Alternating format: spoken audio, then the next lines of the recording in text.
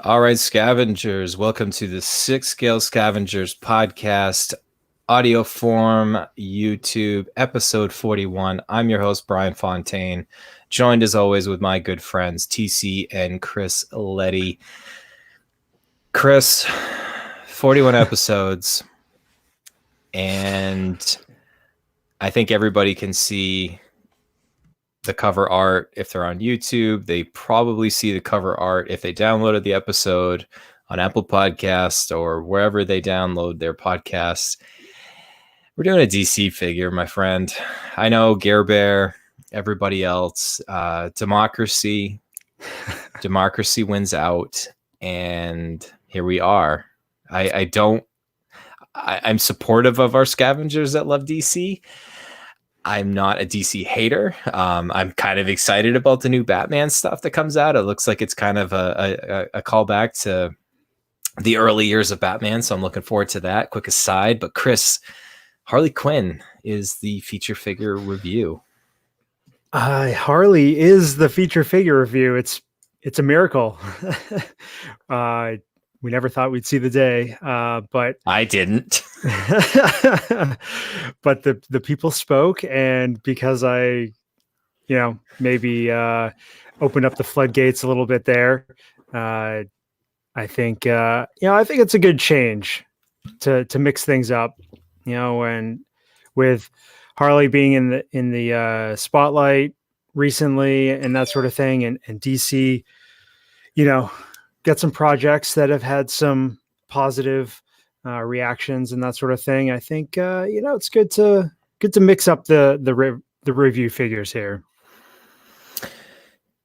Yeah, TC, I don't know. We're kind of on the peripheral on this one, but TC, I wanted to make sure we give a quick shout out to PJ Relova, a scavenger. Shout out to his Instagram, Plastic Heroes and Villains.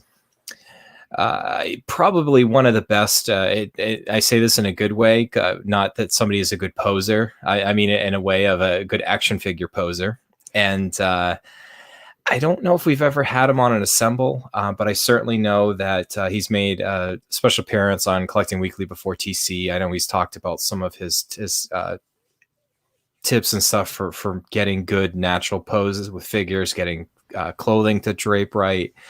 But he was more than gracious enough to support the cover art for episode 41 here. So if you're not following PJ on Instagram already, it's Plastic Heroes and Villains. There's a couple periods in there, but if you type that in, you will find him. Yeah, he's a really good photographer, and a lot of people steal his poses. And I love his Leia pose. I mean, yeah, he captures her attitude and all those shots. Yeah, I mean, you give right when Chris shared those photos, everyone was kind of clamoring for a little bit of DC love. So 41 episodes in, you guys got it. That is true. All right.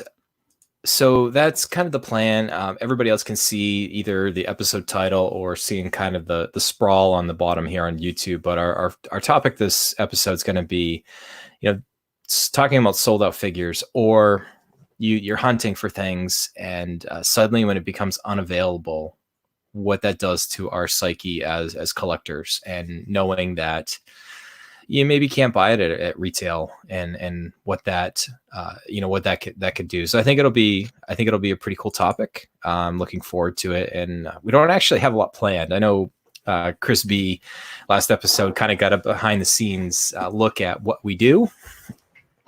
And I don't know if he feels differently now about listening to the podcast, because kind of it's like the behind the Wizard of Oz curtain. But I'm sure he it was great. I already told him anyways. He gave us a shout out earlier, wishing us luck, and looking forward to having him back on again soon.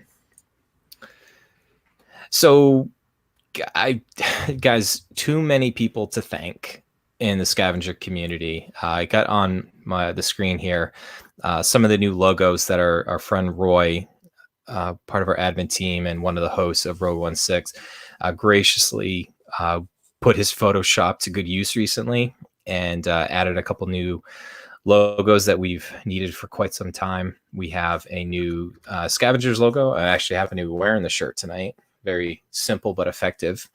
And these are on our TeePublic store. And another one, this is already, the early fan favorite is the, Rogue 16. And our fans of the show long have really wanted one of these, and actually turned out really fantastic. So fantastic, I showed it to my wife and she said, "Ooh, I want that one." I didn't have the heart to tell her that I'm not on that show. It is a good logo, though. I got to give credit to Roy on that one as well. I think it's probably better than ours. Yep. Yeah, you're not wrong. But yeah, no, and gosh, like too many people to thank, like so many of them. And I've been trying to send out sticker care packages to everybody that's gotten a few, and I'm sure I've missed a couple others, but and anybody that has their own TeePublic store, and you only get like a couple dollars, $2 to $4 usually per shirt sale. It's great to say you can support us as hosts and us as admin teams, and we're doing this for free, basically. I mean, it's our own time. We enjoy doing it. We enjoy getting together as friends and talking about collecting. But guys, we raised enough TeePublic funds that our hosting fees are covered for the next 2 months, which is fantastic. I mean, so thankful. So too many people to thank individually. I just want to thank our listeners and our community at large for supporting us. It means a lot to me specifically.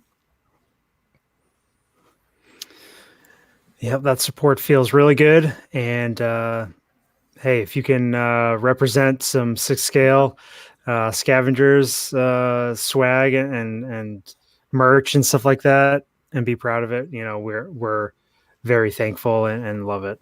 So, yeah. Speaking of representing, I actually had a company dinner this week, and I told my office mates and the company we were having dinner with that I am on a podcast, and I was representing the 6 scale Scavengers with my company dinner, and they were all surprised and shocked, but they said it was pretty cool. So anytime I got a chance to talk about this group, I do. And it's a really cool thing, and the branding is really nice. I mean, the shirts look great. So just kind of a quick story. We don't usually get too much into our day jobs and stuff here, but I recently changed departments and stuff at my job I've been at for a long time. And I'm essentially like a project manager of this new team that's forming. And we had an exercise today to name what our team wanted to be. And long story short, it involves like Agile and Scrum, and anybody that's knows what that means. I'm sure everybody else's eyes are kind of glossing over, but our pod team needed a name. And apparently I was influential enough that I got us to be named the Pod Racers. So go Star Wars. Very nice. Very, very nice. What really sold it is when I showed them the picture of Anakin's pod racer. That's what they're like, "Oh man, that's awesome. Let's do that." So Star Wars for the win.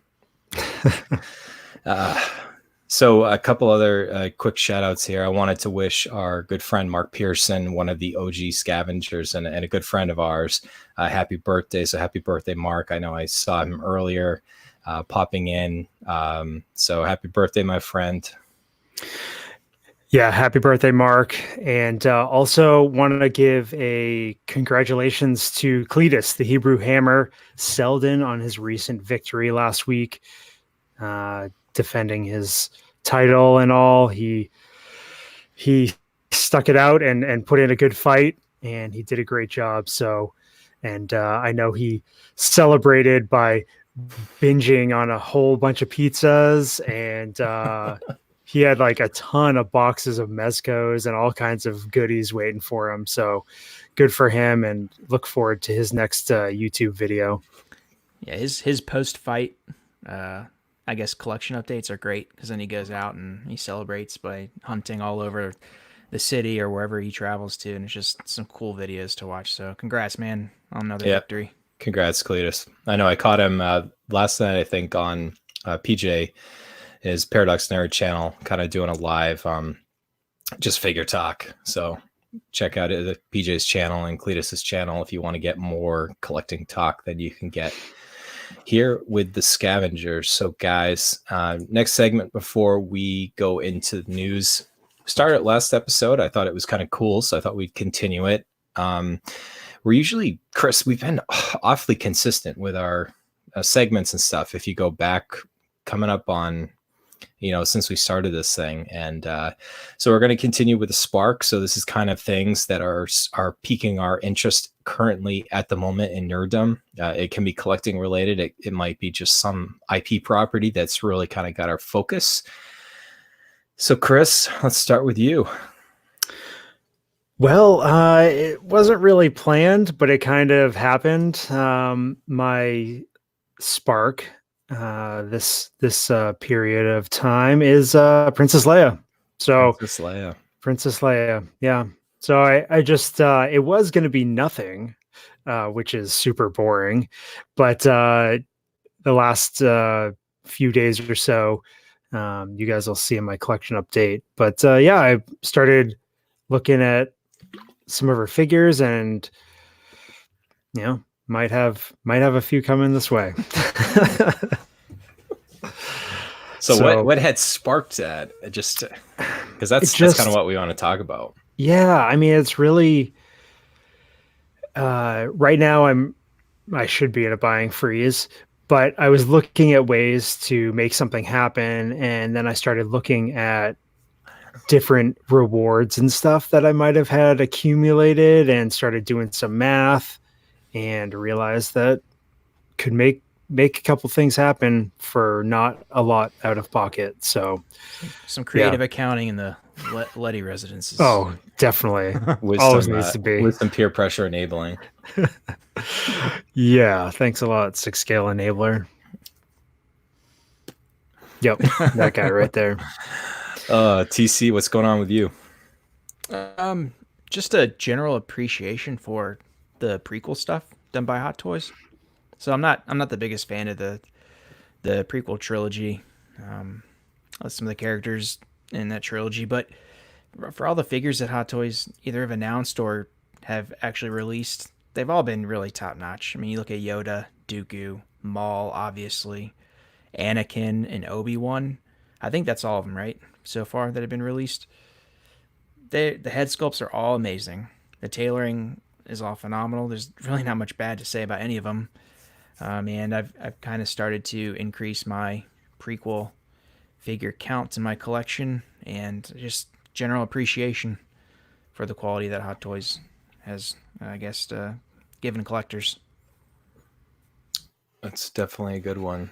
So for me, just more Star Wars. I think a lot of it is, last time I was talking about Solo, and it's grown even more in the last 2 weeks since we last talked. Actually, it's been a little bit shorter than that. I think we actually got back on schedule with this episode, but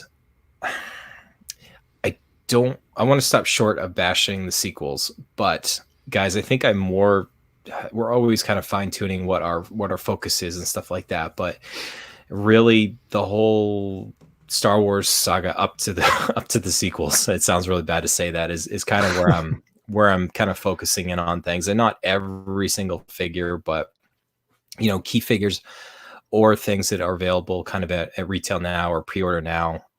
We're seeing it now. If you do any kind of research, I mean, we'll talk about a little bit later on, because there's nothing being released right now.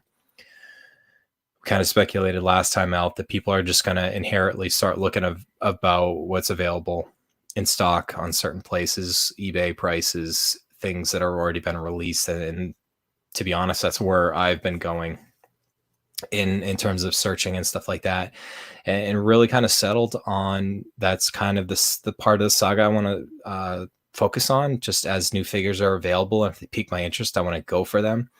The Mandalorian to me kind of falls in that bucket, in that vein of the original trilogy, because it's so close to being after Return of the Jedi, and that's just the part of Star Wars that I enjoy the most. Not saying anything bad about the sequels. There's a lot of good parts, and I enjoy quite a bit of it. I have a couple sequel trilogy figures, And then as each new property comes out in terms of Star Wars, seeing if it's something that I want to continue to do. I'm not going to just buy it because it's got Star Wars, slapped on the box, but we'll see. That's kind of where I'm at. Just more Star Wars, please.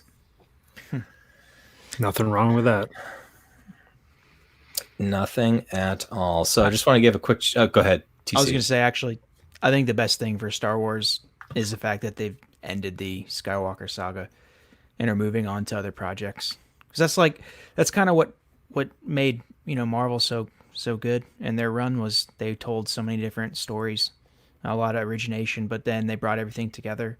I think as Star Wars explores more, I guess, time periods in the galaxy, I think it's only going to make the fans appreciate what they had in the original Skywalker saga, but also the new stuff as well.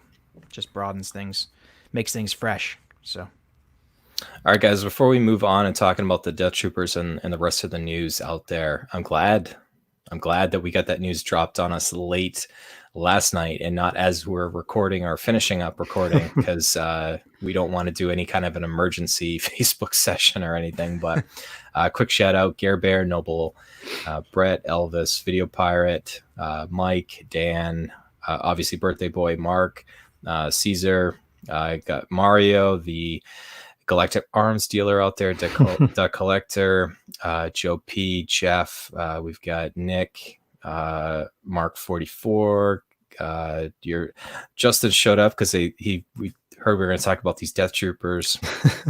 And he bought a shirt too.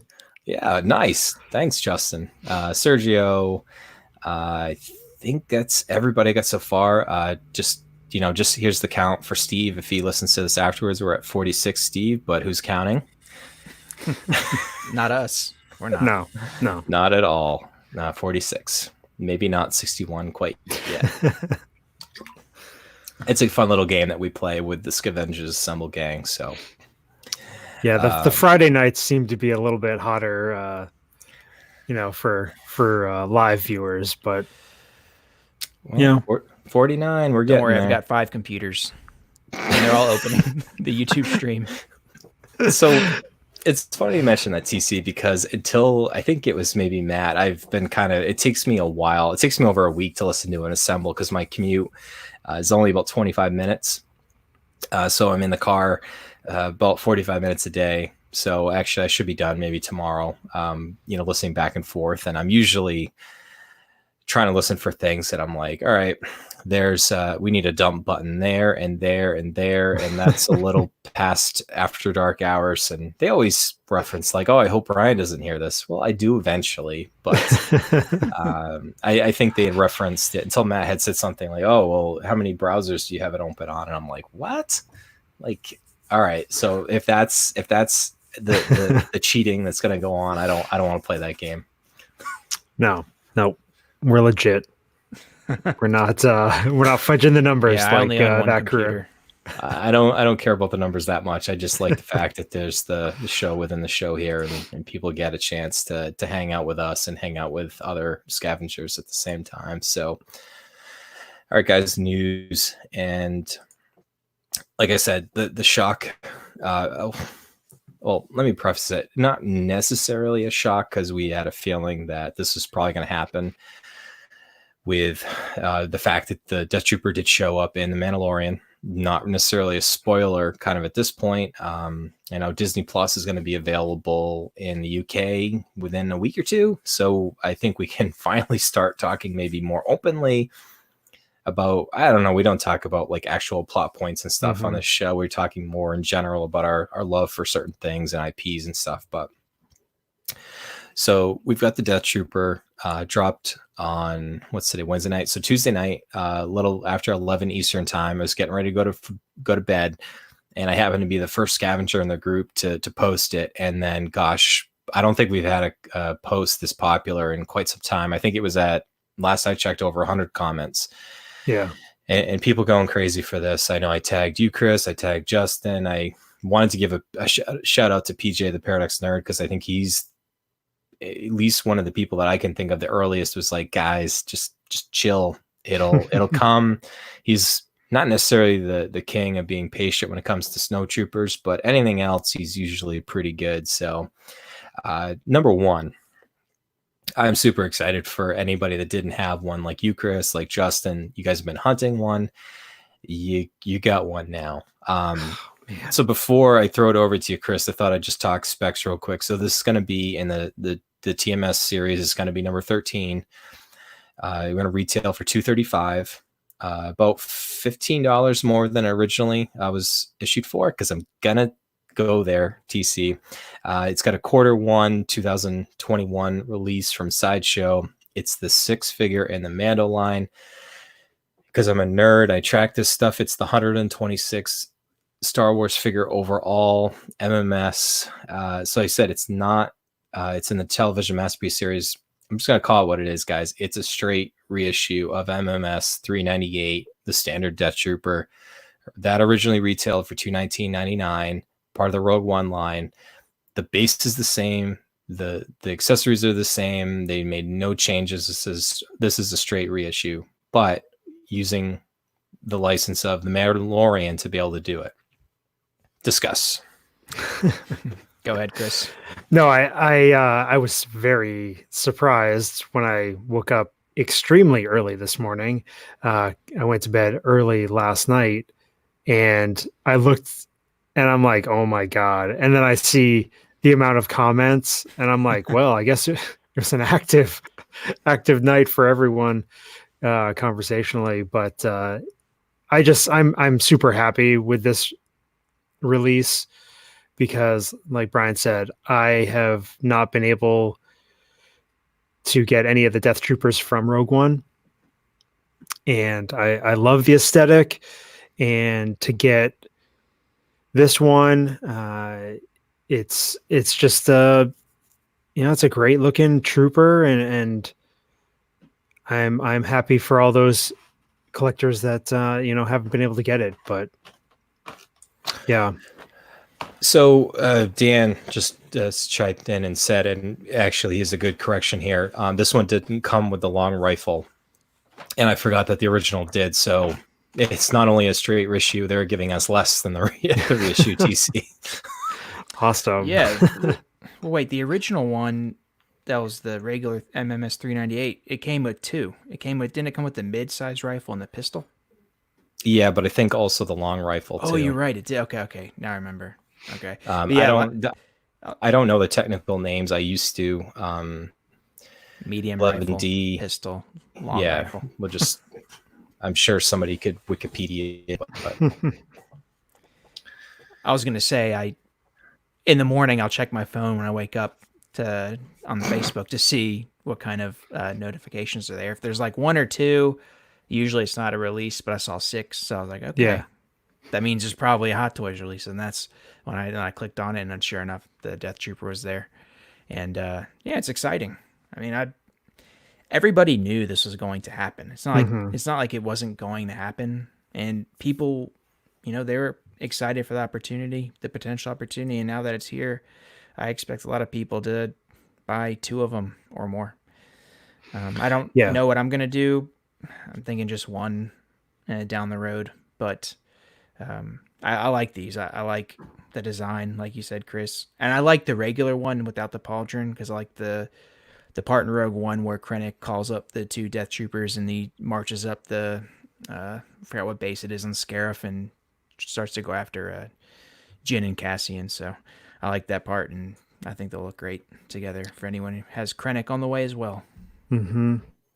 Yeah, that's the big thing, is we saw that crazy price increase when Krennic was announced of the Death Troopers, and now it does have a little bit of a price increase. And then I'm sure if you can find you can look at some of the Hong Kong retailers and maybe squeak those numbers down a little bit, but this is a troop builder. We're going to get people are going to get 2, 3, 4, 5, 6 if you're Elvis or Chris Benware, or like some people really want to get a ton.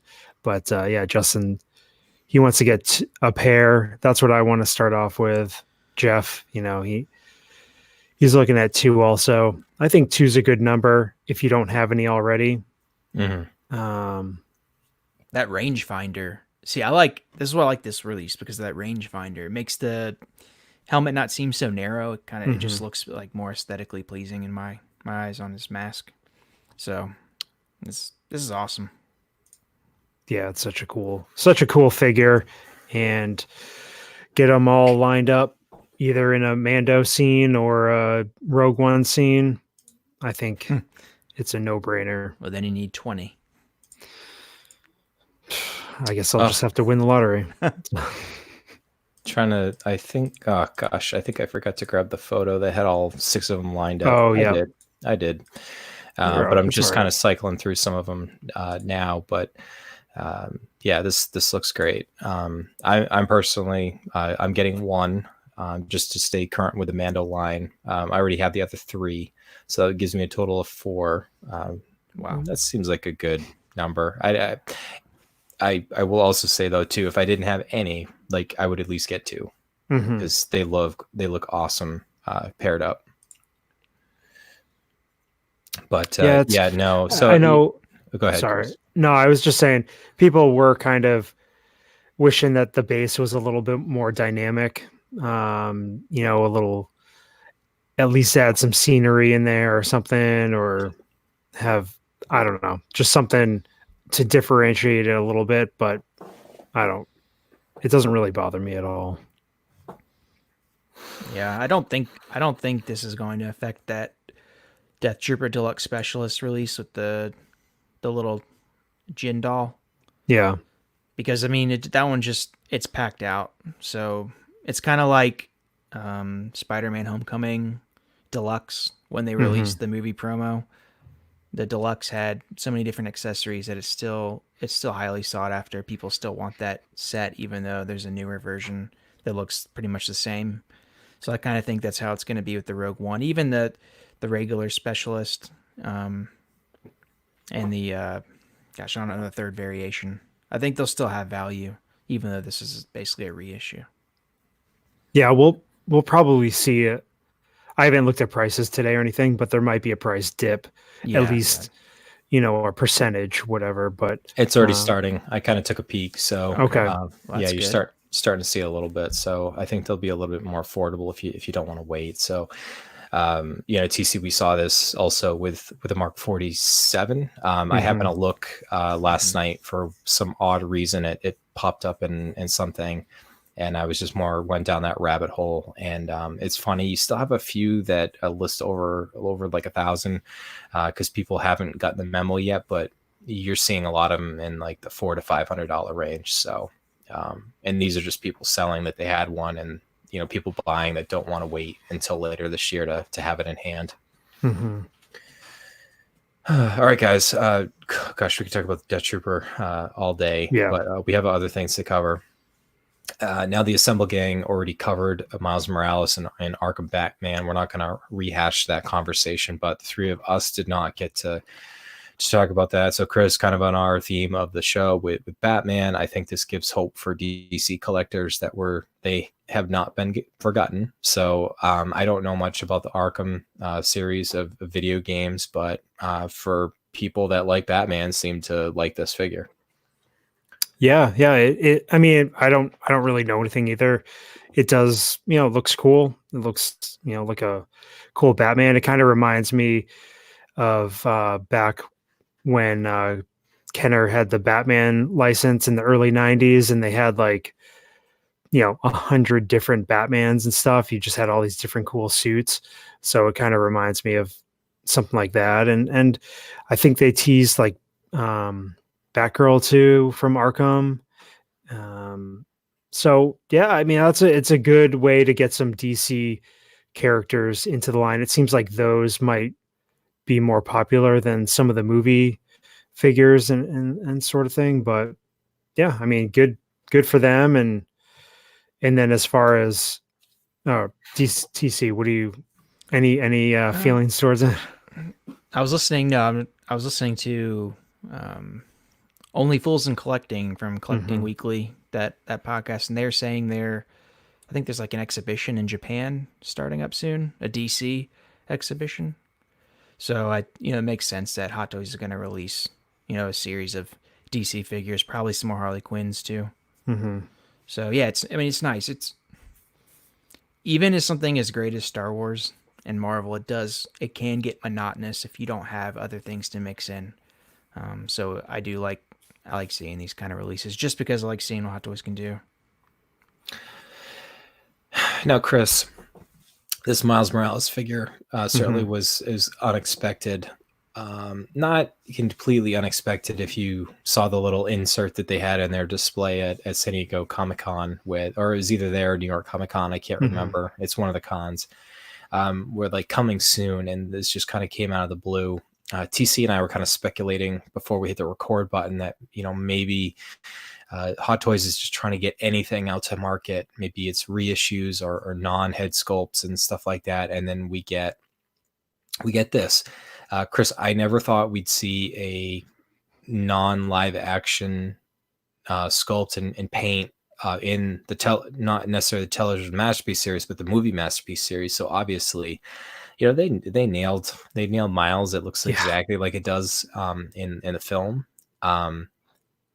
But I'm not going to focus so much about talking about Spider-Man here, but you and we're trying to get TC converted here, but fans of things like the Clone Wars and Rebels and stuff like that. Does this give us hope that any of the preconceived biases and notions that we had about what Hot Toys can and should do or will do or is possibility, do we see?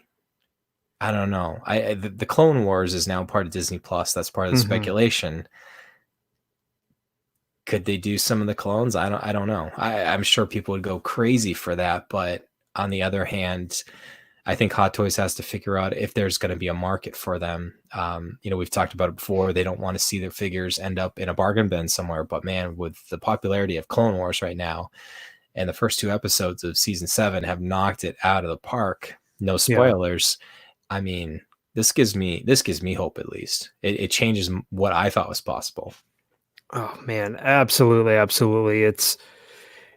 It's a great, it's a great spark, that Hot Toys is thrown out there for an animated style 6-scale figure. They nailed the design of it and it looks awesome. Not sure if it's something I'm going to go for. Maybe once it's released and that sort of thing. Maybe if they start adding a Gwen or some of the other characters. But as far as Clone Wars or Rebels, I mean, they're meant to be in action figure form. They're meant to be, in 6-scale form. It's just there's so many cool character designs between the clones, the different styles of clones, and then all the characters. A number 1 being Ahsoka, her new look, even though her new look, I think would just be great to have in 6-scale form. It's crazy because like right now, I know it's not 6-scale, but one of her 3 3/4 inch figures, from season 3, I think it came out in like 2009 or something like that, in 2010. It's going for more than a Hot Toys figure goes for. So I can't even imagine what type of demand a figure of hers would go for if Hot Toys released it. It would just go nuts, I think. And then you talk about Rebels, again, the aesthetic, that animation style. I think it would be awesome to get an Ezra, a Kanan, a Hera, a Sabine. I really, I hate talking about it because I really want it to happen. And it seems like the possibilities previously were so far away. And this at least gives us some sort of inkling that Hot Toys is willing to dabble in that 6-scale animated form. Yeah, I mean, this is kind of a I don't know. It's testing the waters, like you said, Chris. So if this sells well, it's not. I mean, Hot Toys can contract with Disney, and they can come up with their new licenses for an animated series. I don't know that if another company has that license already. I don't know, but it opens the door for other things too, like maybe things from like Toy Story or The Incredibles or anything Disney related that's animated, in addition to the Clone Wars and the clones. But like, how cool would it be to see a Hot Toys Woody figure or a Buzz Lightyear figure? I think that would be pretty cool. It would be. So it opens the door, like you said. I don't know any of the regulations and the clauses in place and the contracting in place, but if it sells well, it could open the door in the future for even more things from Hot Toys, which is always a plus. Yeah, we'll definitely kind of keep our finger on the pulse of that. There's too many to mention here, but guys, delays as expected with the coronavirus. We're not even going to begin to, there's a lot of real world stuff going on right now. We can wait. Not really surprising that everything got pushed back to at least April. But it's April to July. And to be honest, if I'm being real with collectors here, anything that was supposed to come out in February, you'd be lucky to see it in July. So Krennic, Cody, we'll talk about in a little bit later, but just budget and plan accordingly. Don't do what I'm doing and spending your budget now that you're not paying for figures that you intended to. Put it in the bank, put it on your mattress, save it, keep it, spend it when it does come out. Because when they do come out, they're going to be a lot. So yeah. Do as I say, not as I do. Yeah. Be ready for a deluge of figures being released, because we just don't know really what the situation is over there. I know Jenkin Wong and a lot of our scavengers and stuff that are over in that area have, kind of shared pictures and little tidbits and stuff like that of what things are like. But, if they do release all those figures and you've got them from, say, Big Bad Toy Store or whatever, and you don't have them, or you don't have them on payment plan, they're going to get hit with a bunch of payments all at once, potentially. Yeah, but I don't look. I think Matt said this in Rogue 1/6 one time. He says, "Well, how much material does Hot Toys keep in their own immediate factory where they don't have to source things from suppliers? If everyone's starting up from scratch, basically it's like a complete reboot. I mean, it could be. So maybe towards the end of the year you start seeing them come hot and heavy, but I don't know. I need to see one or two releases in the span in which they come out for me to actually gauge the pace of what you're going to see a series of figures. Because until then, you're just kind of sitting in the dark. Yeah. And I think for the foreseeable future, it's just going to be announcements, not figure releases. So just kind of hibernate. Perfect timing for me. Yeah, we're trying not to be enablers. Can't promise anything. But we're not hibernating. No, we're not hibernating, but hopefully we don't enable.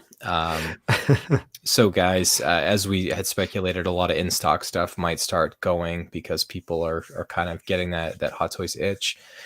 TC, we've got Doctor Strange and Iron Spider that currently went waitlisted at Sideshow.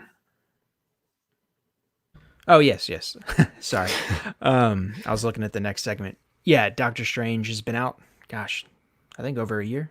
And same with Iron Spider, but they're both really good figures, so it's not surprising that they hit waitlist. I would try and go find a Doctor Strange if you're looking for one now, because I have a feeling that figure you might start to see a rise, especially as Marvel kind of kicks back into gear. That figure is really good. I know didn't we review that one a while ago? Yeah, we did. Yep. It's top notch. From the sculpt to the tailoring to the accessories, it's pretty complete. So I'd snag that one if you can. Get on the wait list. Yeah. Speaking of Sideshow, a couple days ago, some surprising stuff happened, and it kind of happens, from time to time when they find stuff in their warehouse and it just automatically, like, it's in stock suddenly and then it's gone. Chris, we saw that this week with the Iron Man Mark II. Possibly less than 5 in stock. I know a couple Scavengers got a few of those, and Scarlet Spider went back up temporarily, but now you can't even see the listing out there. Yeah, it's funny how figures just magically appear in the warehouse and make it on there, and you got to be quick if those are figures that you're looking for. Usually it's like you're saying, maybe less than 5. I couldn't imagine they would have, random older figures, quantity more than that, around 5, 1 to 5 or so, just kicking around, tucked behind some crates or something. But no, Iron Man Mark II has been selling for over $500. I was tempted for a minute, guys, but I'm like, I'm not gonna deal with that hassle. I'm like, well, it has dipped a little though. I mean, it had, and I looked at that. It was hot, really hot, but then it has kind of taken a little bit of a downturn. But the Scarlet Spider is also available at Pop Culture for anyone who wants one. They've had it in stock for a long time. Yeah. So yeah, it's an awesome figure, but. I wonder how many they had left around, kicking around. But you see a lot of them on the secondary market for less than retail, or close to retail anyway. It's not one of those ones that's jumped significantly or anything. Yeah, like speaking of the Iron Man, before we go ahead, it's not like the market's, I don't know, it's not like there's significant cracks in the market, but it has definitely, even for the Mark V, the Mark VI, the rate at which they sell at the high prices has kind of slowed. So it's, we'll see what happens when Black Widow hits theaters and all the shows kick back up, but there's definitely been a little bit of a change, even in the Iron Man market. Yeah, I mean, it's just a microcosm of, everything that's going on before tax returns and all that stuff. And, but, yeah, it's fun to see this stuff happen, because there might be, a figure that you're targeting. Hey, all of a sudden pops up and then you can nab it for retail. Yeah. So always be scavenging. And, our group is great about sharing information like that. So, you never know. You never know what's going to happen.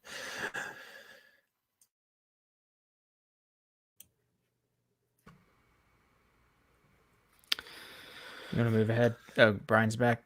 Yeah. Sorry. He's just dying. That's all. Just dying. Dying on mute. Oh. All right. So let's go. Let's go to collection update. So we'll each share. What the heck? I'll go first. So I have pictures. I brought pictures. You guys don't have pictures, so I have pictures. I'll go first. So I mentioned the spark at the beginning of the episode. Really, Matt talked about it on the most recent assemble. It's and PJ mentions it all the time too. Collect what you love. For me, the stuff that brings the most joy about Star Wars is the original trilogy. I love the prequels. I love Clone Wars. I love Mandalorian. Solo, Rogue One, you just give it to me. And I figured I'd start going back and grabbing some of the things that I had let go and had regretted, but also kind of practicing some of those always be scavenging principles. And so on the screen here, everybody can see I got the Farm Boy Luke back, not the same one I had sold, but shout out to Sean, one of our scavengers. I posted in search of post in our group. He messaged me and he's like, yeah, I've got an extra one. I totally missed it when he said it, that he had it, that had never been displayed. He had gotten the exclusive one that had the Stormtrooper blaster with it.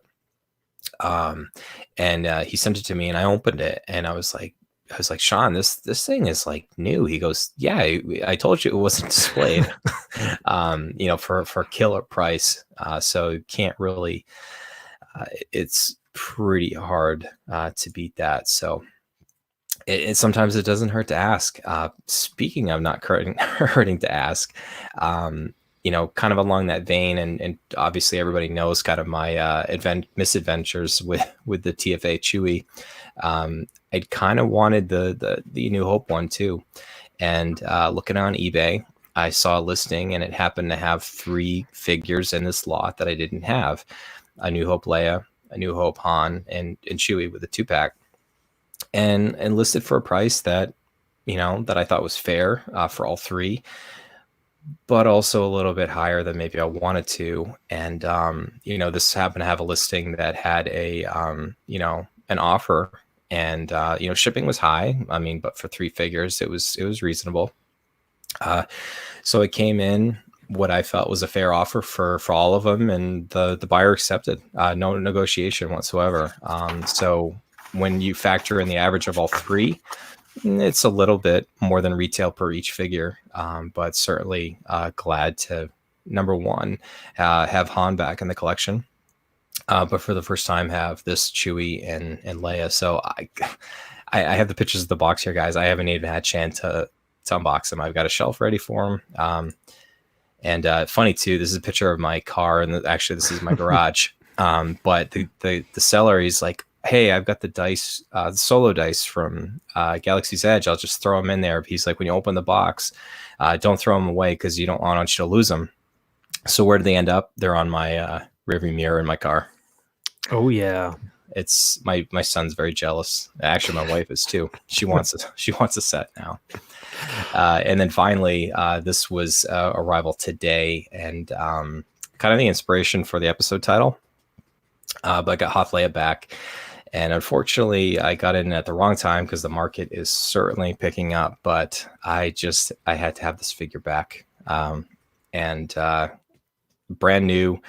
I certainly paid more than it had been going for. But sometimes when you need something, you got to do what you got to do. Totally. We understand. Oh, I know. And most of our listeners probably understand too.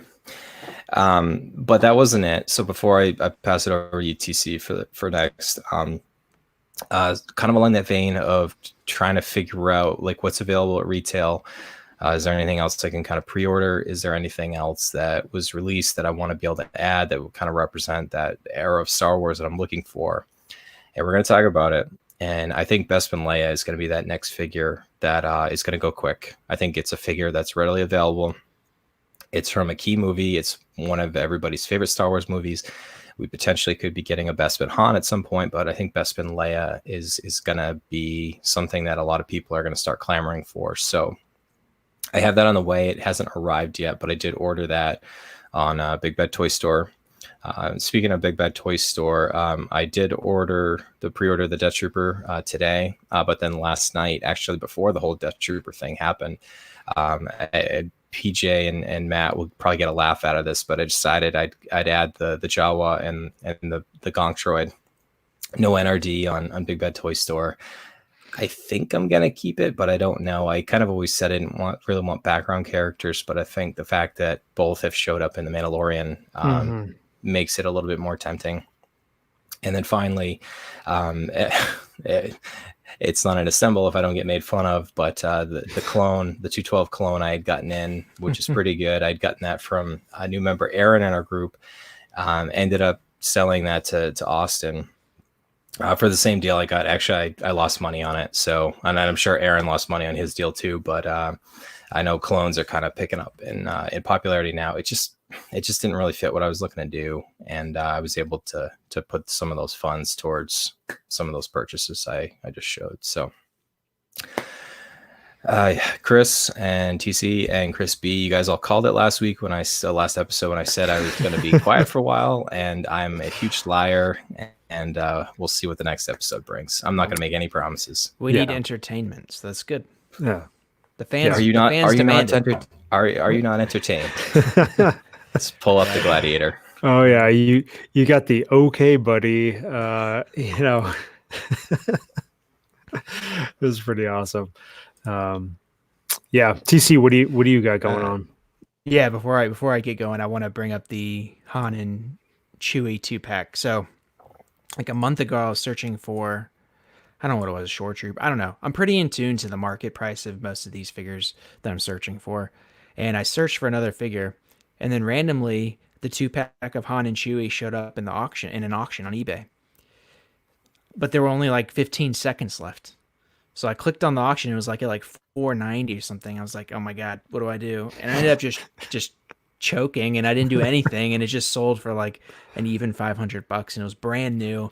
And at the time I was like, ugh, gosh, I had to let it go because I didn't really want to spend it. But at the same time, I mean, that's a valuable set.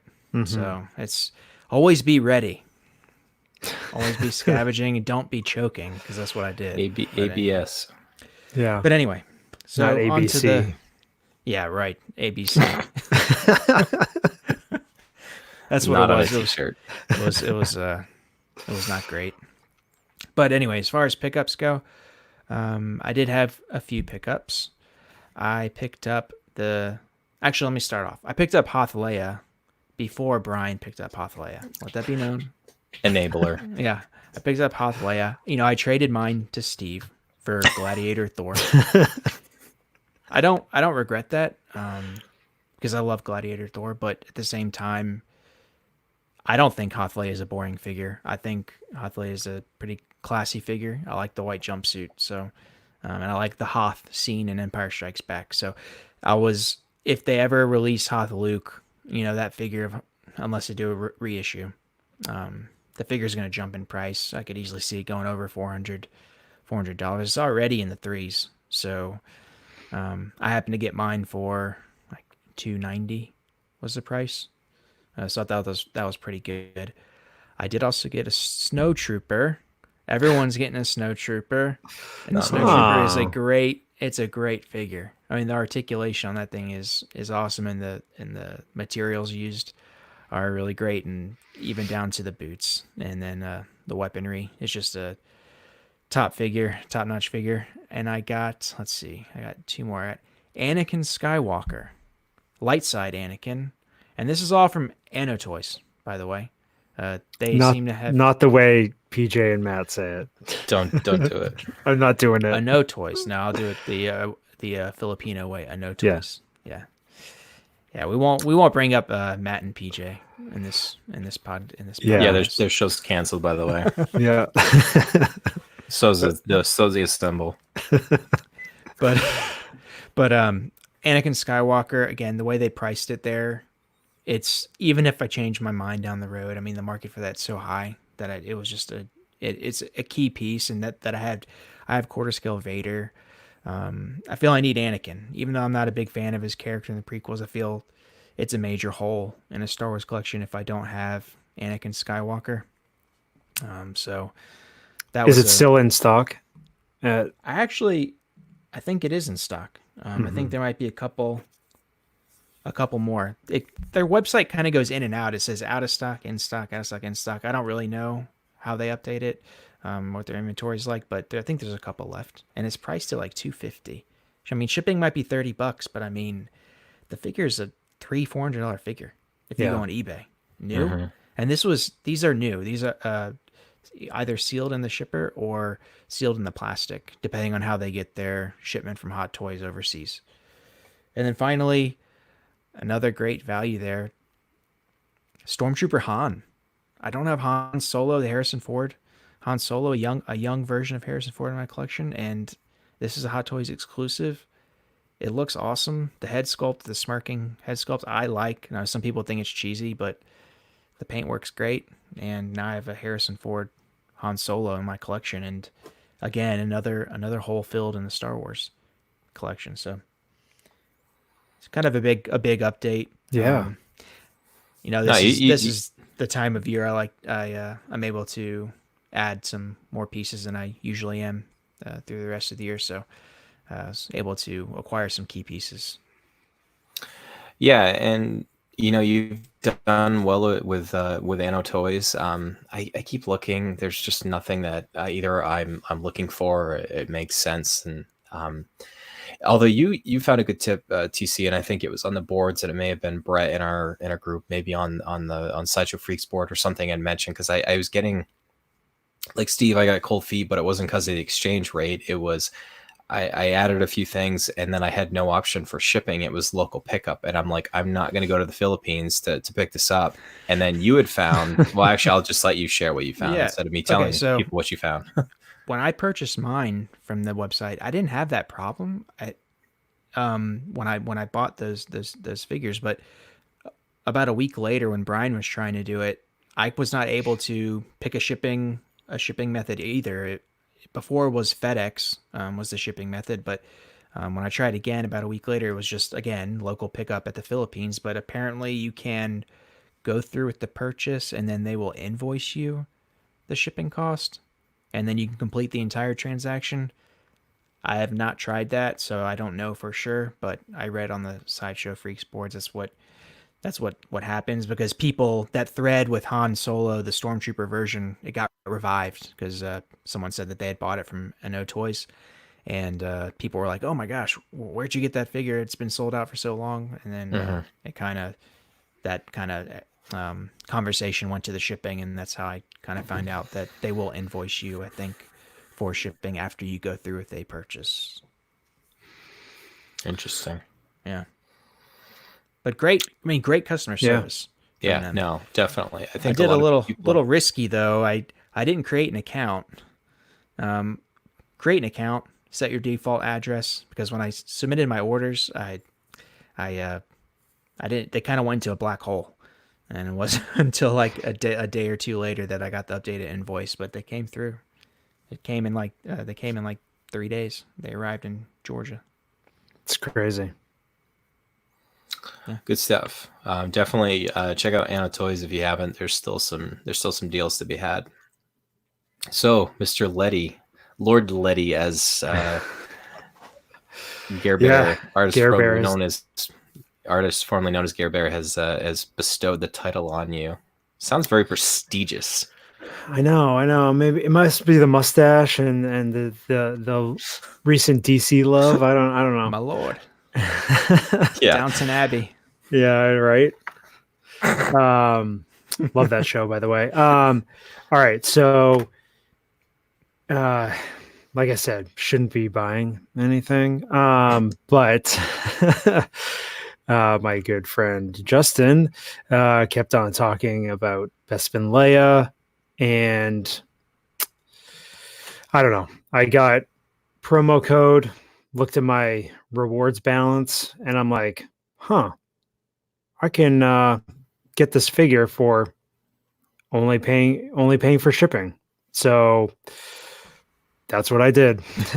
So I used the promo code, and majority of my rewards balance, and just had to pay $24 shipping for Bespin Leia. Seems ridiculous, but I'll take it. She's probably going to be here in a day or two. So looking forward to that. Kind of like we were saying, trying to be ahead of the game with that figure. It's a very simple figure, but executed very well. And so I like the look of that figure. Definitely felt as though, after thinking about it, I'm like, I gotta have Leia. I gotta have, as many Leias as I can, because my co-host here, I was mentioning that I was kind of looking at some figures on Amazon, and then like 5 minutes later, he starts dropping all these listings in our little chat, and I'm like, wait a second, I missed that one. I didn't see that one. And sure enough, there was a Hoth Leia on Amazon, and I had a pretty significant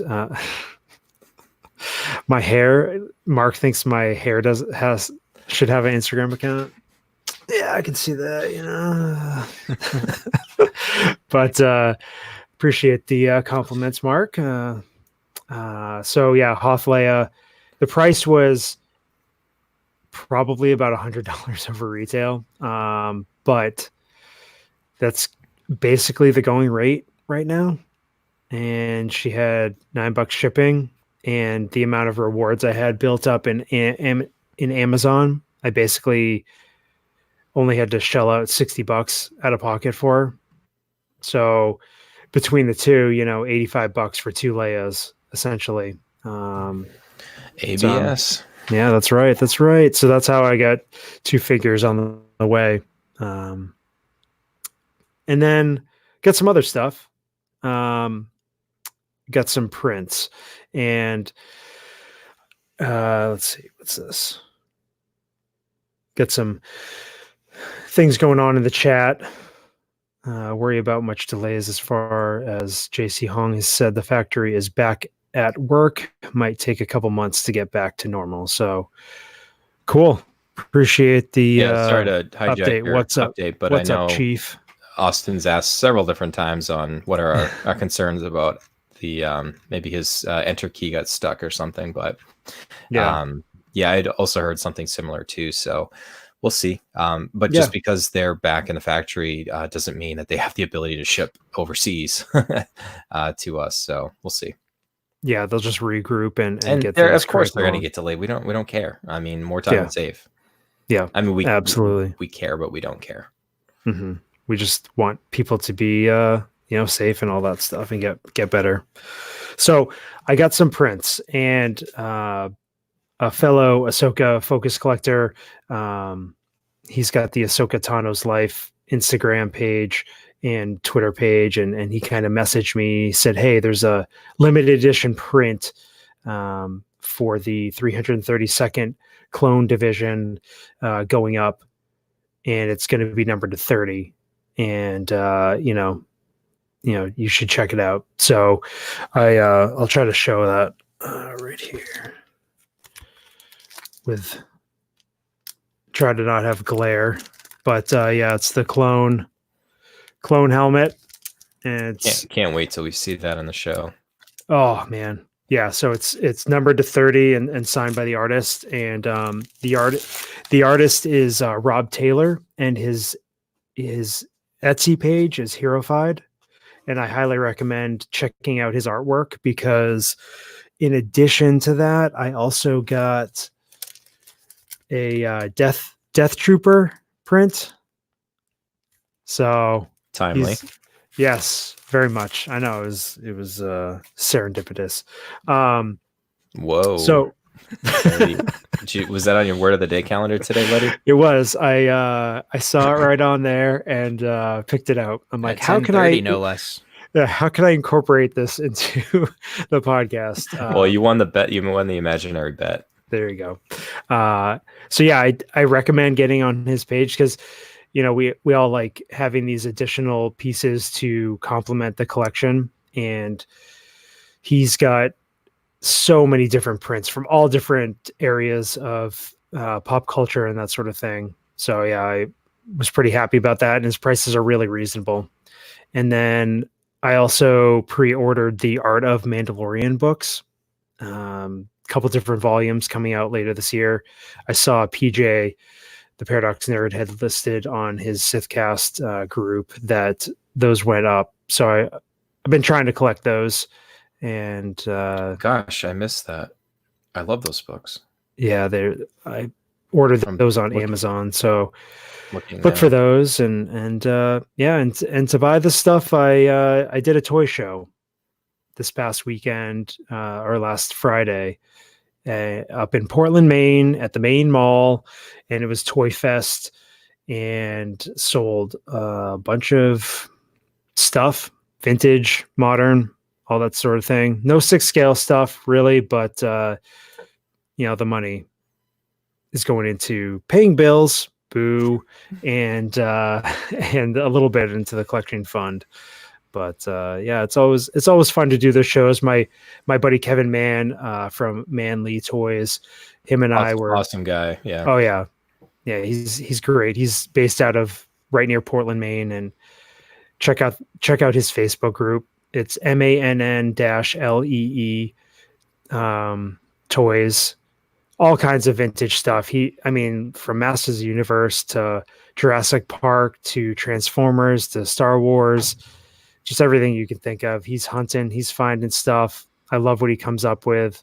So yeah, it was a great time. Great I posted some pictures on the group, and I know Steve was kind of saying on the assemble, he's like, could you imagine having all your stuff out just in the mall? And it's not really like that. It's He just, obviously, well, he did live in New England for a little bit, he but did. He did. I didn't even think twice about it.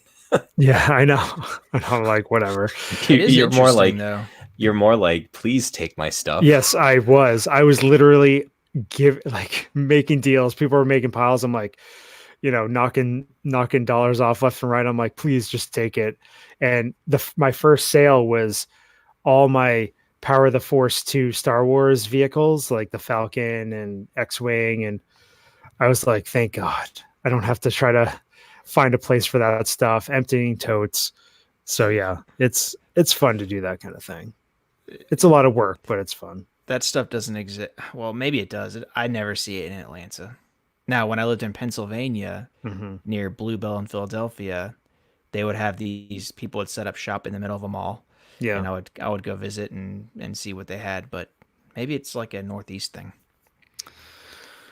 Yeah, maybe it's we got stuff like that going on all the time. If you look hard enough, you can find a some sort of collectible show or local con or something almost every month. I'm just more interested in the like magic bag of unlimited vintage toys from the Letty residences. You got a whole lot more stuff. Oh my God, it's never ending. Well, you don't have as much as you used to. No, my stock is way down, and I'm not buying collections and that sort of thing. I'm not replenishing like I used to. I still have that desire to hunt and look for collections, but I haven't gone through with a lot of stuff. My buddy Kevin always posting listings of, hey, you should go get this, you should go get that. I'm like, no, I don't want more of the stuff. So sorry to drag that out. No, it's fine. It's good talk. So let's shift gears and talk about our topic, guys, which is the episode topic title. This figure is sold out and I want it now. I want it now. A couple different ways we can tackle this. Guys, part of it is, you hear the term FOMO, fear of missing out. Part of it is people inherently like to wait and they think that they have more time to make a decision. And then sometimes, inevitably, low stock. TC, how many of these phrases really get collectors going? Low stock warning, waitlist open, almost sold out. Sold out. Back from the dead. You go to big back from the dead, Big Bad Toy Store, and you go to add a thing to your cart, and you notice that there's only like 3 left. Different things like that can kind of happen that cause us to be not necessarily irrational. Well, in my case, yes, but because of Hoth Leia. I'm sorry, guys. I got this tickle in my throat tonight, and I keep coughing. I'm trying to mute it as much as possible. I'm not trying to do these dramatic pauses. For anybody listening on the audio, it's because I'm trying not to cough and blow out everybody's eardrums if they're listening with their earphones on or in their car. So, guys, there's just part of it. There's a couple different things. I guess I don't even really know how I want to tackle this, but it just seemed cool, and I want to talk about it. So sometimes you've got a desire to either do what I did, maybe get a figure that you used to have. It's not available for retail anymore. The market's going up. You maybe are entering the collecting. You maybe are a brand new scavenger. You just started collecting 1/6 and you're like, crud, I didn't realize that they've been releasing Star Wars figures since 2012, Marvel figures since 2008. And I really love this movie and I want to go back and get this figure. Or, I don't know. There's a lot of different ors. Guys, how do you want to tackle this? Well, I guess I can tackle it from this perspective, how I like to collect.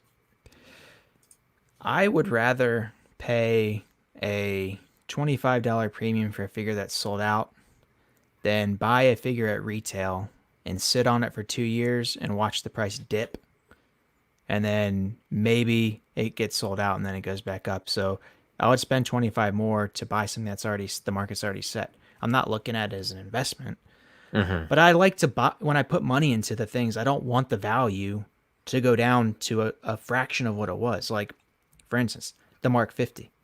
You buy the Mark 50 is 410 retail. You can find a Mark 50 for $300. So waiting is actually can be beneficial, and if it does sell out, you can then jump on it right then. So I think it's not a bad strategy. I mean, another example is the first order stormtroopers. If you went to town on those things 3 years ago, your loss on it is astronomical. I don't like that.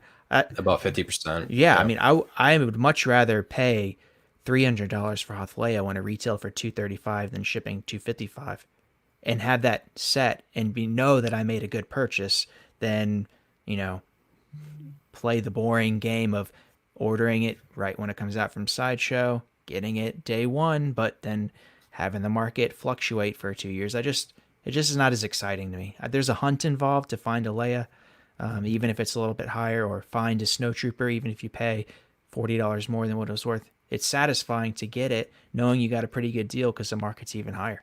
That's how I look at it. It's the hunt. Yeah. I love the hunt too much. Yeah, it makes it more exciting. Because yes, you can find these figures at a local comic shop or or a retail shop and stuff, but most of the time you're ordering online.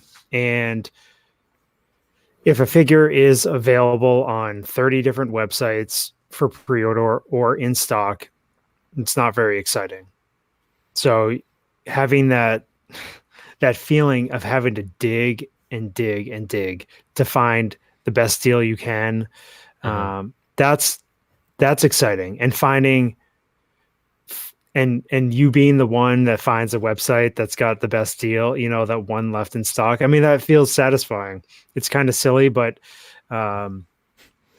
it's just part of that even collector. your Hoth Leia you got on Amazon, I looked at it afterwards, and it always shows the lowest listing, but it jumped to like what, 378 or 388 after that. Yeah, it was a full $50 higher for the next one, and it's like, holy crap, like, what the heck? I know Amazon pricing some are just absolutely ridiculous, but still, for a figure, the next one to jump that high, it's just, I don't know.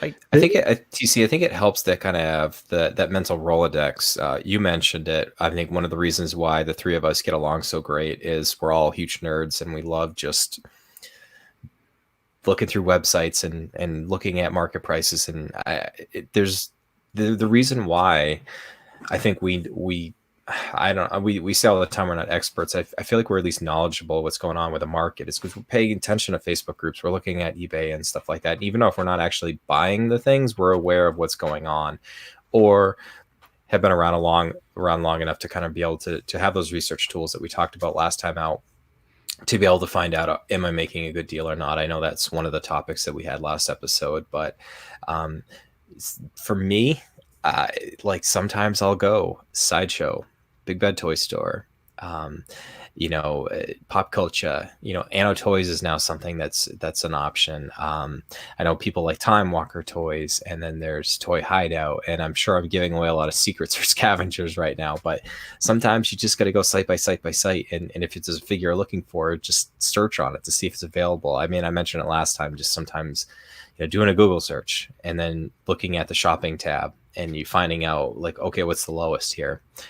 Okay, I'm not going to be able to find it on a retail website. Got to go to eBay, searching for for that whole thing. But I think TC, I think you said it best. So I'm going to give you credit here. Sometimes paying a premium is sometimes. Hey, you know what? It was a good point. Sometimes paying a little bit of a premium over retail is not a bad thing. Sometimes, would you have loved to get it at the retail price?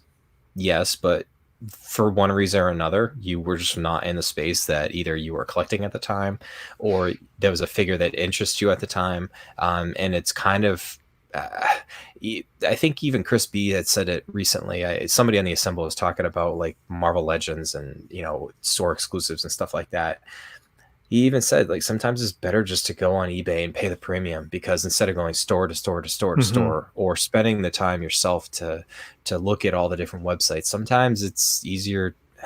I mean, we're always trying to get the best deal as scavengers, but sometimes it's $20 more. It's there. You could buy it. It'll be part of your collection. You'll never let it go. Sometimes it's worth it. Sometimes it's worth it. Like my question to kind of spark this whole thing was, I find figures that are sold out more appealing than ones that sit on the shelves. Friends, if I could walk into a store and go pick up a Mark 6 at any time, just walk in and go pick it up, and it never sold out and always was restocked, I wouldn't pay what they're worth. I would wait and go find a deal. It's the fact that when they're sold out, they become more appealing, because I know that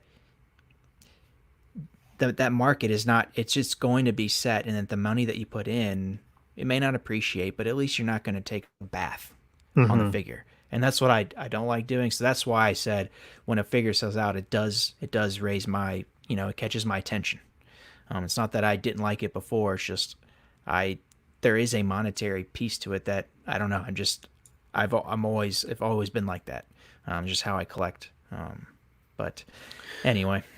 No, and it is interesting to see when the figures sell out at the big retailers, that the amount of people that said, "Oh man, I should have picked it up," and the obviously depends on the figure, but the instant price increase, it's maybe $15 over retail, and maybe $100 over retail, but there's always, as soon as Sideshow or Big Bad Toy Store, if both of those stamp that figure sold out, then the prices do jump up, and that's a good thing. You want that. You want to see that on the stuff that you collect as a hobby, because then you know that the market's healthy. Yeah. If it wasn't the case, and like they sold out and they just got cheaper and cheaper, I wouldn't collect this stuff, because I'm not doing that. I'm not here to throw away money. No. I at least want to be able to, if I want to change, my collection, I at least want to be able to get 85%, 80% of what I had put into it. The 20% loss and enjoyment factor, Raul has said that in the past, and I agree with that. I mean, there's an enjoyment factor, but I don't want to take a bath on stuff that I purchase. It's just not fun. Yeah, and it is funny how that fear of missing out really can hit you with certain things. It's that you start seeing a trend and you're like, crap, I'm not part of I haven't planned right, or like Mr. Patrol Trooper right here. It's when retailers still have it in stock, and then all of a sudden that stock dries up, and then you're like, man, I should, I really want that. It's gonna be Bespin Light is gonna be that next one. People are gonna have overlooked it. It's simple, but it's gonna happen when they release when they release Han. Yeah. So that's another thing. Like, you might wait on something because you don't want it as a single figure. Yeah. But then when they release something else, Krennic, Han, whatever it else might be, Captain America to the Iron Man figure, then it changes things. So that's another reason why people might wait on stuff. And somebody mentioned, I think it was Brett said, doesn't mind waiting and finding that deal of just barely over retail, or retail sometimes worth waiting a few years for, depending on how patient you are. Even a couple of times, like, I'm not even, if I kind of make up my mind, I want to do something, like, and I'm a huge bad example. Everybody in the group saying how TC was their pick because of how he mirrors their collecting styles. Hardly anybody collects like I do. Sometimes I'm impatient enough to wait for an eBay listing to get done. Like, I gotta wait like 6 days for this to happen. Nope, moving on to the next thing. but like it all depends on what you're comfortable with.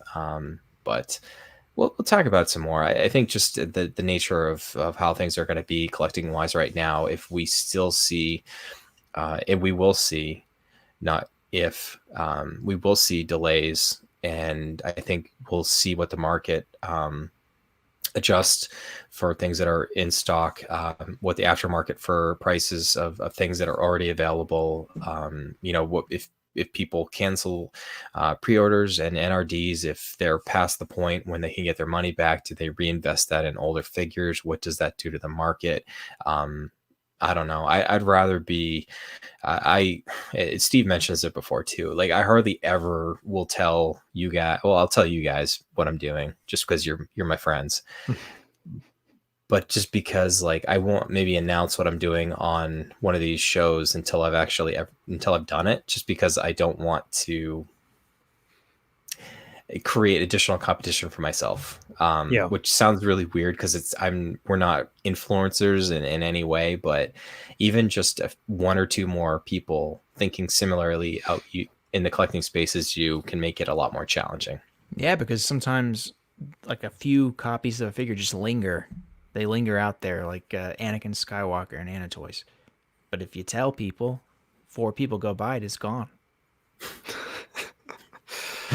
I love you too, Brett. So I want to give a shout out to Mario. I was able to make a deal with him recently, but he got so many good deals on the first time just by waiting. Sorry, go ahead, Chris. Yep. Everyone got good deals on the first order troopers by waiting. No, he got more. Seriously, all from Bryan. No, Brett was also saying, we have to take into account they make thousands and thousands of these figures. Not every figure is a patrol trooper. And, even though we say the numbers in Hong Kong were so low, but they still produced, thousands of them for the rest of the world. That's why, Chris B is finding, a couple in local comic book shops, near where he is. And so there's shops that have, stock out there, and it's just being patient and or not be, I mean, there's nothing wrong with just finding a figure that you want and buying it. It's just, are you willing to, sacrifice the collecting dollars? Are you willing to pay? And then also, are you willing to accept the potential consequence of having to sell it down the line for not what you paid for? And I've done that in the past, and I've done it badly in the past. So I've lived and learned. I've gotten a little bit better at it, but yeah, I agree, Chris. Yeah. Sometimes you just feel like you need something in your collection. Yeah. So before we move on to talking about Harley Quinn, we made all of our DC collectors wait to the very end. We've got Sungmin had said, JC Hong has said they'll make about 15,000 Black Widows per run, and production numbers are usually high for entry-level, mid-level figures, and then obviously probably, coming down from there. So good little tip. Yeah. It gives you at least a snapshot of kind of what the amount of figures there are out there. And we've heard that Black Widow, I don't know about Black Widow's huge. She's one of the China. One of the most popular worldwide. Yeah. So if you think, okay, one of the most popular figures worldwide is getting about a 15,000 run, then like you said, it trickles down from there. And that's why you see a patrol trooper maybe getting whatever, a couple thousand. So, but yeah, let's talk about her. Dun, dun, dun. All right. So TC, we're along for the ride here. This is Lord Letty's show. Oh, geez. Good night. Yeah, we'll keep you around. Well, hopefully you and I don't fall asleep here. Just kidding, DC fans. All right, so Chris, I'll give the specs. I'll let you kind of do some of the overview. Sure. I'll scroll through the photos. Chris, DC, and I will ask you a couple questions and stuff. Ultimately, we're going to ask you to rate this. Okay, Harley Quinn, Suicide Squad. Original retail price $249.99, a little bit on the higher end for standard figure. MMS $383.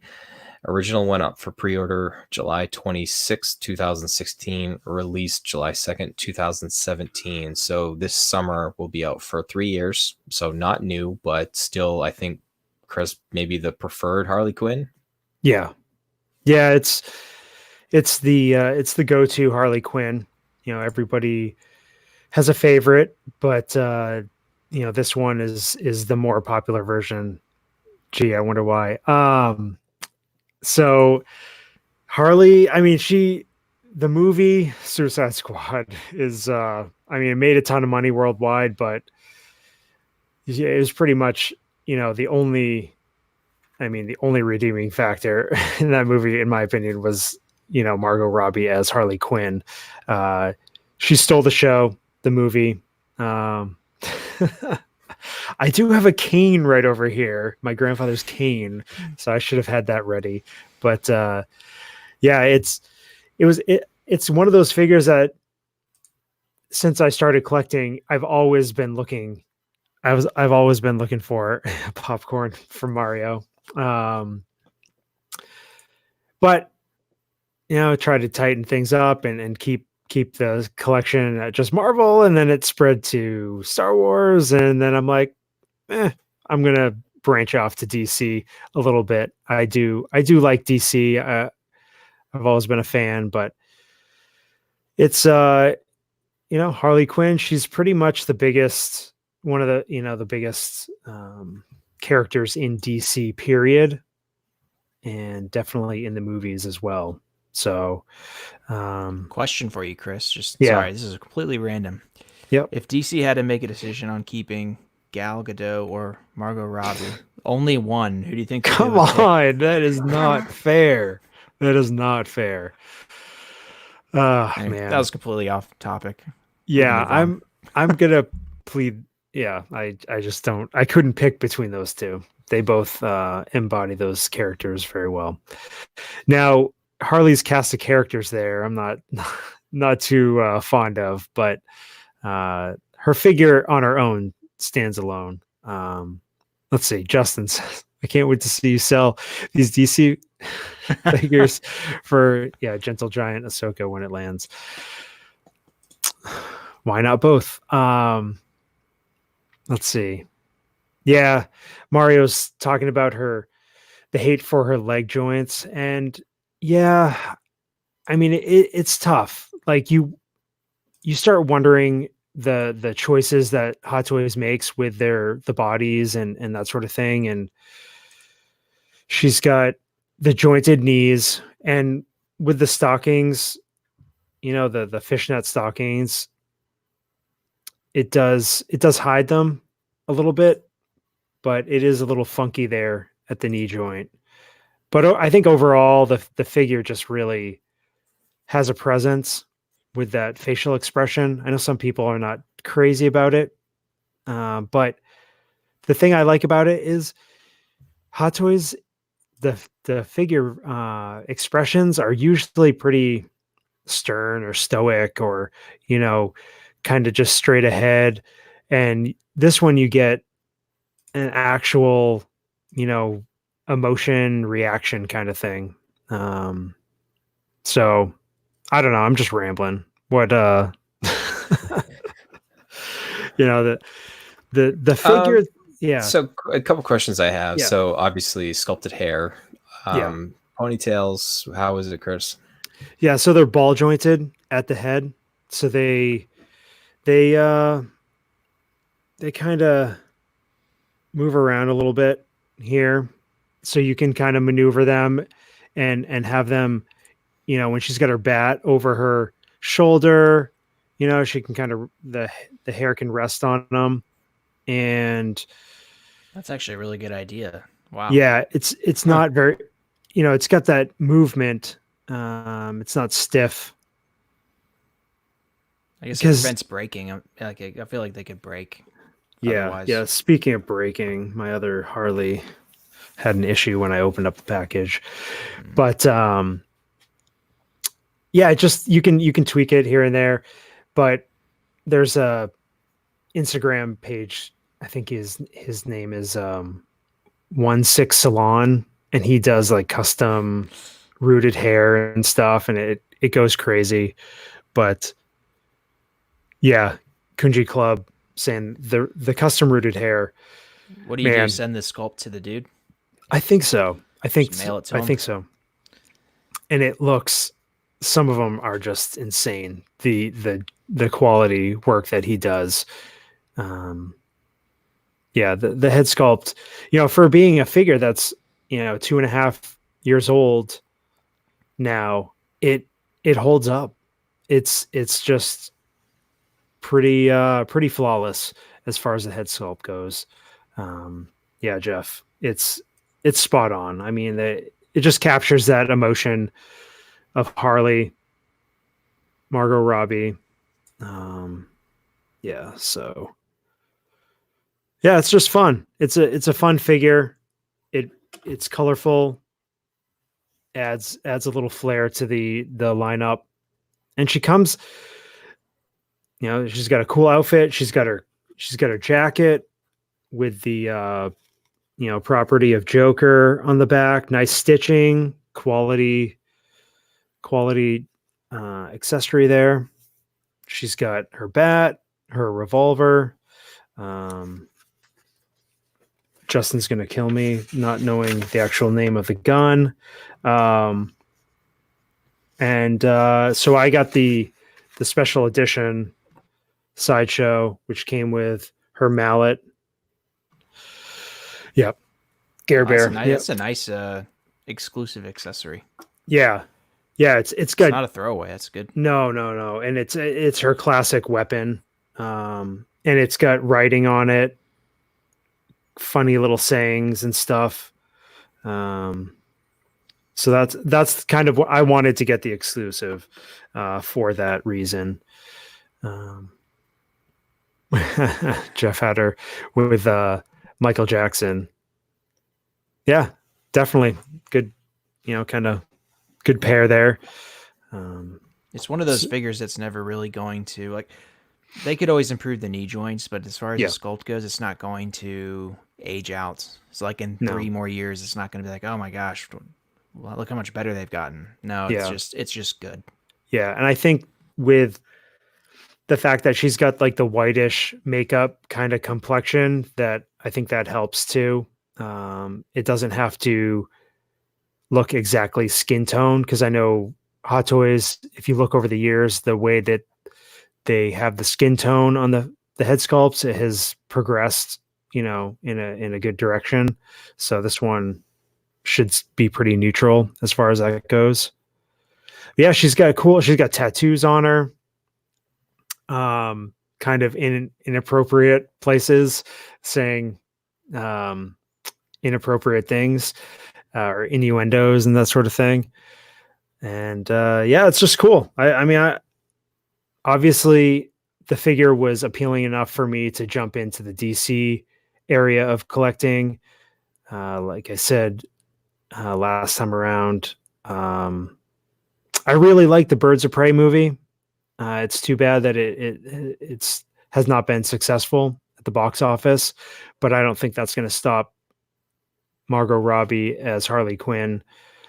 I don't think that's going to slow her down. And yeah, let's see. Yeah, Justin's got, he comes in with the, there you go. Her revolver is a custom Chiapas Rhino for anyone who cares, unlike me. I am not I think you a need fire. to get your name right. It's Lord Letty. Yes, Lord Letty. I'm not a intergalactic arms dealer like Mario or anything. Yeah, Gary Bear. I know. I messaged him after seeing it and stuff. And it was a fun movie, really cool. It's too bad. There's a couple other outfits that she wears in that movie that I think would be awesome. Thanks for the support, Gare. I appreciate it. Yeah, I think she deserves a couple more outfits from that movie. If she got 3 outfits from Suicide Squad, I think the ones in Birds of Prey are better than, maybe not necessarily this look, but her additional looks, the prisoner and definitely the dancer. There's one where she's firing a grenade launcher at, filled with confetti and stuff. And it's just a fun scene, fun look. And, yeah, Justin, he made sure that his autocorrect, it was is Chiapa, not Chiapas. So I know those firearms people are very adamant I didn't want to about call getting him out. I didn't want to call him out, but that's right. Oh, I love it. All right, Chris, let's have you rate this thing. We'll go 1 to 5 mallets. Oh yeah. Yeah.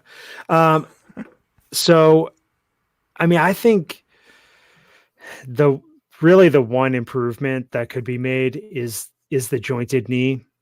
And other than that, I think she's a really good figure. So I'm going to be at 4.75 mallets. And wow. I love the figure. I mean, I'm going to get the JT disapproving, but I've been looking at the options for customizing the rooted hair and stuff like that. I'm not going to do anything until I actually have a display, but they really make the figure even that much better. So JT's coming. He's coming. I got nothing. Yeah. All right. So DC representing for a feature figure review. Episode 41. The next one will be episode 82. Probably until her Birds of Prey figure gets released next year. I don't know. Maybe I'll get tempted by this new Batman thing. I don't know. It's piqued my curiosity. I mean, that Batmobile looks pretty awesome, and I'm liking the aesthetic of the Robert Pattinson Batman suit, and that cast is it's very loaded. like homemade. I don't know. That part kind of appeals to me. So oh yeah. I mean, I wouldn't mind having a Batman in my collection. None of the ones that are out. I mean, the only one I love the Christopher Nolan trilogy, but none of those figures are. I like the Justice League / Batman vs Superman version. Attainable. I don't know. I guess I shouldn't admit this as we're talking about Harley Quinn, but I haven't seen any of those outside of Wonder Woman and Man of Steel. Mm-hmm.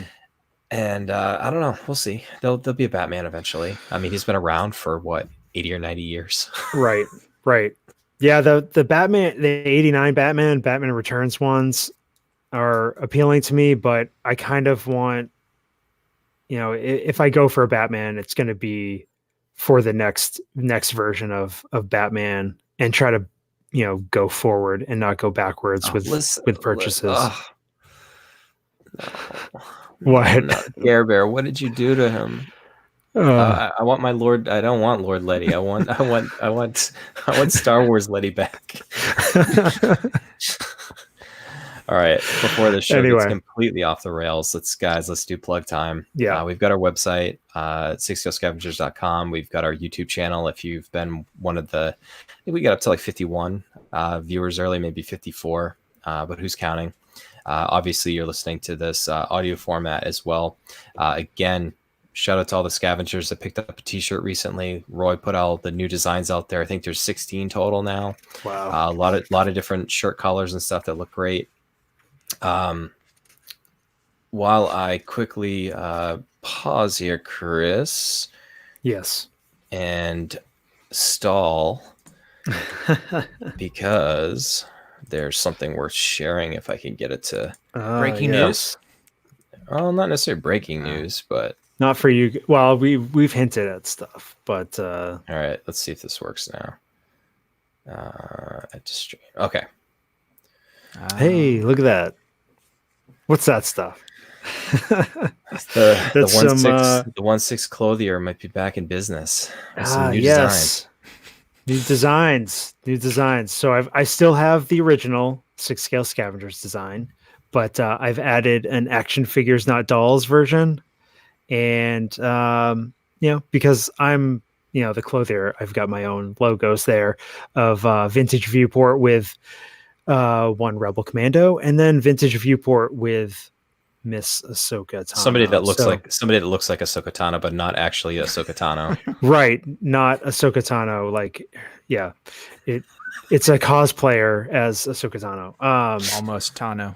Yeah, almost Tano. It's Ashoka Tano, like most people write her name. So, yeah, that's an interesting. There we go. I was looking for the right. So I do have. I'll try to make. I've been really busy with work and everything, but I'll try to make a post of what's available. So I've got, I think, 4 different shirt colors, and then 2 different hoodies. And then just real quick before we go, I made one for my prisoner Harley Quinn. So she's got an action figure not dolls shirt there. I need Newt Gunray. Now there's 2 of them. Yeah, unfortunately there's not 2 of her hair pieces because those both fell off in the box. A sealed figure with 2 broken ponies there. Yeah. So a little dab of glue will take care of it, but I was kind of bummed because when I opened it the other day, it looked fine, or the other week.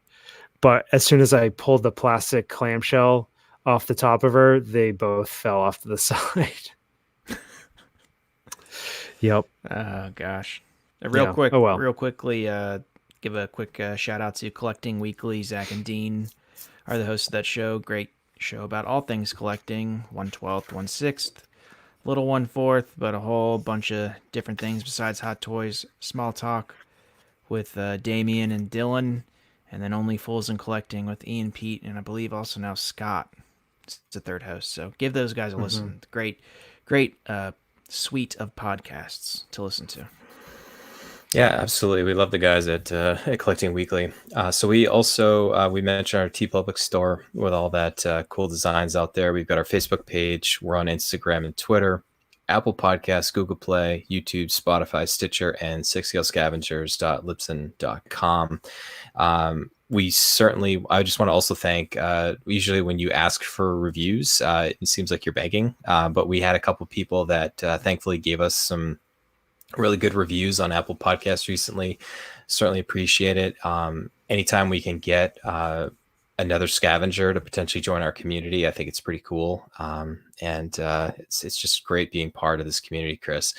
We mentioned it a lot. This still surprises me every single episode, every single week, every single day that, the community is what it is. And what we set out to do, it's exceeded every expectation I've ever had.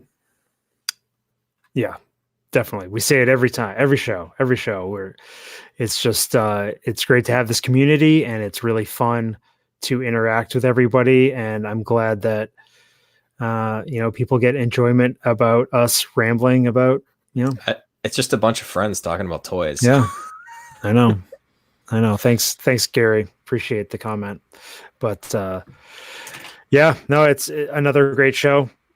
Good conversation. DC representing. First time, last time, who knows? But any closing thoughts, TC?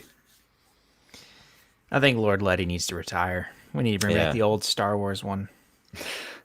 Yeah. I don't know. Well, hopefully he gets the outro right here. So, Chris, my friend, bring us home. Excelsior. I hate you.